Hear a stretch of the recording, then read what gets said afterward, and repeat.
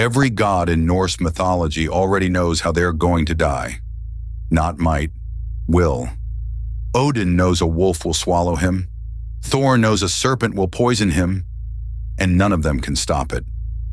This is Ragnarok, the end of the gods themselves, foretold centuries before it happens, and the story God of War has been building towards since the first game. To understand how the gods die, you have to understand where they live. Asgard, the realm of the gods, sits at the top of Yggdrasil, an immense ash tree whose branches and roots connect all 9 worlds, from the fire of Muspelheim to the ice of Niflheim to the realm of the giants, Jotunheim. The gods didn't build this world to last forever. They built it knowing it would end. No god fears the future more than Odin. The All-Father already gave up an eye at Mimir's well just for a single drink of wisdom. He hung himself from Yggdrasil for 9 days, pierced by his own spear, just to learn the secret of runes. Knowledge to Odin is worth almost any price. And there is one piece of knowledge he wants more than any other: exactly how and when everything ends. So Odin rides. Alone on his 8-legged horse, Sleipnir, he travels down into the realm of the dead to a grave he knows well, the burial mound of a Volva, a seeress, dead for a very long time. He speaks the words that wake her. She rises from the earth, hollow-eyed, furious at being disturbed, and asks who dares wake a corpse. Odin lies about his name. She sees through it instantly. He asks her one question: how does it end? And she tells him everything. A wolf will devour the sun. Another will kill him. His own son will avenge him. Thor will kill his oldest enemy and die from its poison 9 steps later. Fire will take the 9 worlds. Odin listens to his own death in detail, and there is nothing in it he can change. But before any of that, there's a murder. Among all the gods, one is loved without exception. Baldr, Odin's son, so radiant that light seems to come from his skin. Nothing bad has ever happened to Baldr, until he starts dreaming about his own death. The dreams won't stop.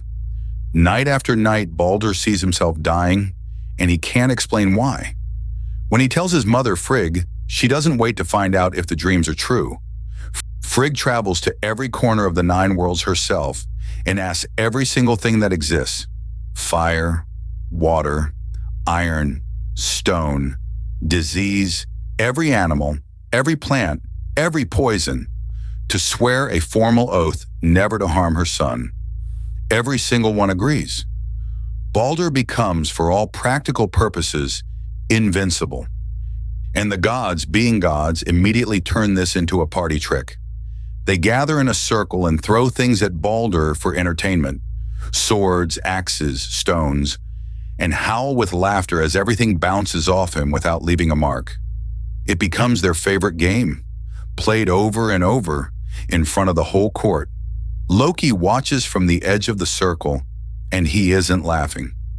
Loki hates it.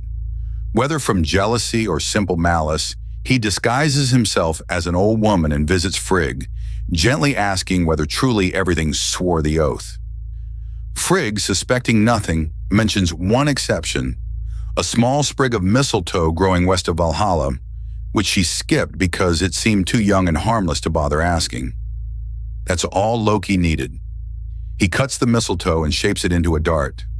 Then he finds Baldr's blind brother, Hod, standing at the edge of the game with nothing to throw, and offers to guide his hand, so he isn't left out. Hod throws. The dart flies true, and the one god nothing could kill drops dead in front of everyone. Grief hits Asgard like nothing before it. Odin's other son, Hermod, rides for 9 days straight into the underworld to bargain with Hel, ruler of the dead, for Baldr's return. Hel sets one condition: if every single thing in existence weeps for Baldr, she'll release him. So messengers go out again, and everything weeps. Every god, every animal, every stone, everything except one giantess sitting alone in a cave, who refuses. Her name is Thok. Most people who study this story believe Thok was Loki in disguise, one last time. Baldr stays dead, and the gods finally turn on the god responsible. Some scholars mark this exact moment, not the first winter, not the first wolf, as the true beginning of Ragnarok. The oaths, the trust, the sense that Asgard was untouchable, all of it dies with Baldr, long before anything burns. Loki is hunted down and dragged to a cave, where the gods bind him to 3 sharp stones using the entrails of his own son. A venomous serpent is placed above his face, dripping poison onto him without end. His wife Sigyn stays beside him, catching the venom in a bowl, but every time she turns to empty it, a drop lands on his skin, and his convulsions of pain shake the entire earth.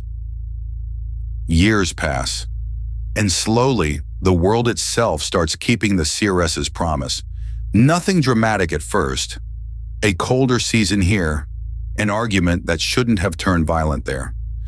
The kind of small wrongness that's easy to explain away, right up until it isn't.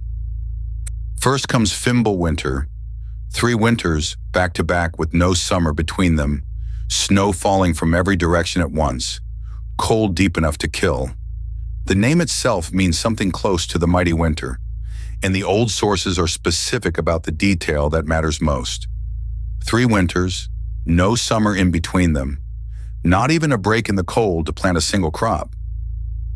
Fimbulwinter doesn't just freeze the world, it breaks it. Starving and desperate, families turn on each other. Brothers kill brothers over food. Every bond that held human society together starts to fail, exactly as the prophecy said it would. 2 wolves have been chasing the sun and moon across the sky since the beginning of the world. Skal and Hati, sons of an even older wolf who has hated the light since before either of them was born. Now, finally, they catch what they've been chasing. Skal swallows the sun, Hati swallows the moon. The sky goes dark. The stars fall out of the sky one by one. Yggdrasil, the tree holding all 9 worlds together, begins to shudder and groan.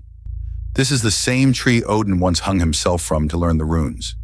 Now it's the thing physically holding the 9 worlds apart from each other, and it's starting to fail.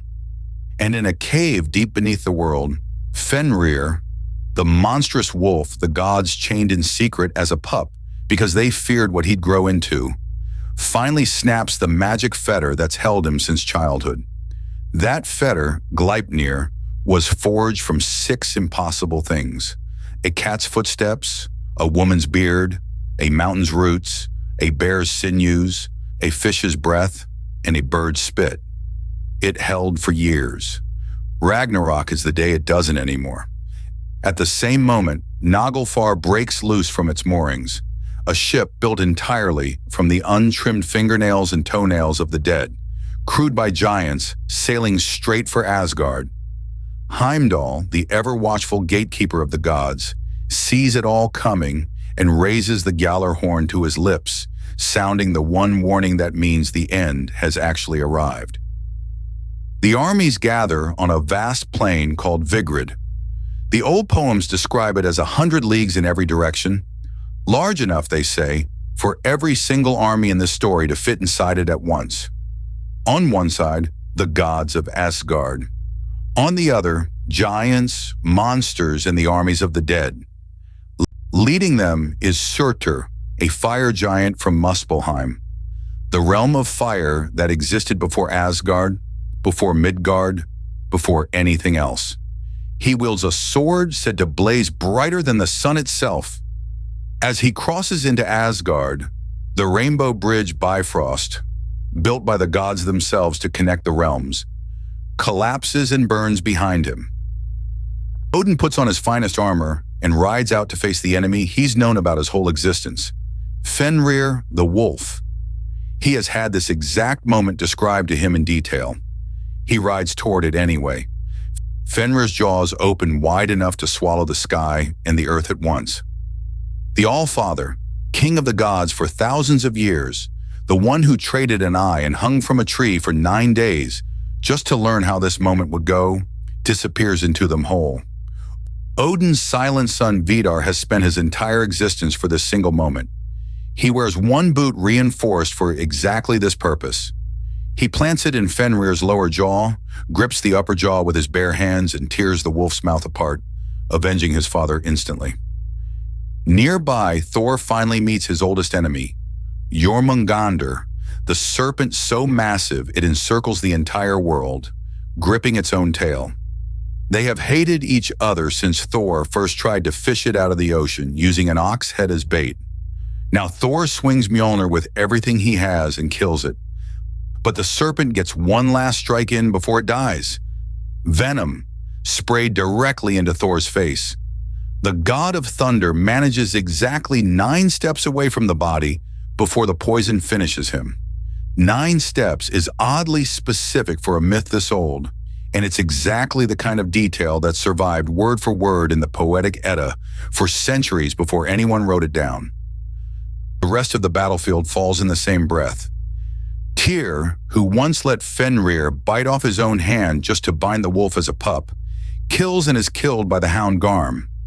Heimdall and Loki, old enemies, kill each other. And Freyr, who once traded away his own magic sword for the love of a giantess, dies to Surtur with nothing left to fight back with. Surtur's fire spreads across everything left standing. Yggdrasil itself catches. All 9 worlds burn at once, and the scorched, blackened earth finally sinks beneath the sea. Every realm, every hall, every grudge, gone under the water together. Silence. Then slowly, the earth rises back out of the water. Green, fertile, and empty of monsters for the first time since the beginning. The Poetic Edda describes it in almost gentle terms after everything that came before. Fields growing unsown, waterfalls thundering down clean, an eagle fishing again from a mountaintop. Some of the gods survive. Vidar and Vali, 2 of Odin's sons, Modi and Magni, Thor's sons, who inherit Mjolnir. Baldr and his killer Hod even return together from the land of the dead. All quarrels forgiven. And 2 humans, Lif and Lifthrasir, who survived the entire apocalypse hidden inside the wood of Yggdrasil itself, step out to start the human race over again. The surviving gods find something strange in the grass where Asgard once stood. Golden game pieces, the ones the old gods used to play with, sitting untouched by the fire. A new world begins with the pieces of the old one still lying in the grass. If Christopher Nolan's Odyssey sent you looking for more myth, the Greek version of this story is 1 video away. The complete story of Odysseus is right there on the channel. Subscribe for the next one.